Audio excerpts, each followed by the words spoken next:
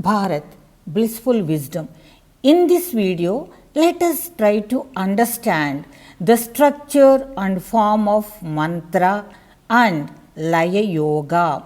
Already we learned what is mantra in previous two videos.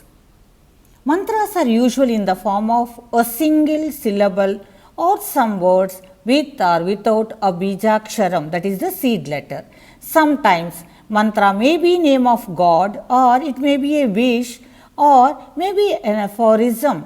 Primarily mantras are known to general public just as names of gods with or without bijakshara. Kamika Gama, it's a scripture, describes the form of mantra in detail. Mantra has two parts, Vachaka and Vaachya. Vachaka means the word, Vaachya is its content. Vachaka and Vaachya are inseparable. The core of mantra is not language, not words, not alphabets. Mantra and its power lie in the subtle sound. In Sanskrit language, sound is called nada. Thus, nada is mantra. Nada arises from the most subtle sound, and from that sound, the swara, that is letters, comes out. Nada is again in three forms: stula, that is gross; sukshma, subtle; para, supreme. Sheikhs and masters repeatedly stressed that the subtle sound, nada, is in every person's inner space. In meditation, our masters will ask us to identify, to recognize, to understand that subtle nada. These mantras are the manifestation of universe in the form of name and form.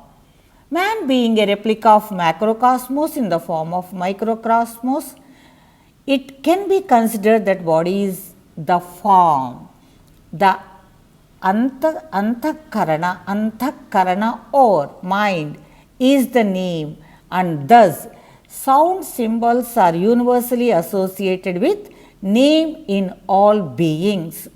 In individual, thought waves rising in the limited mahat or chitta, means mind stuff, must manifest themselves first as words and then as more concrete forms.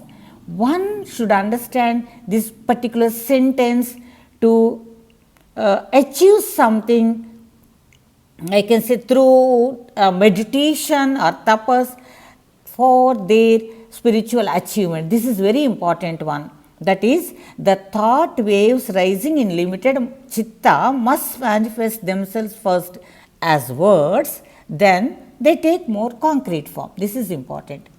Form and name are one and are inseparable in the context of mantra Sastra. Now let us look into the physical form. Mantras are composed of some letters and words and are given to the disciples with a degree of modulation and a level of vibration. That is why one cannot pick up anything and call it mantra. No, it cannot be.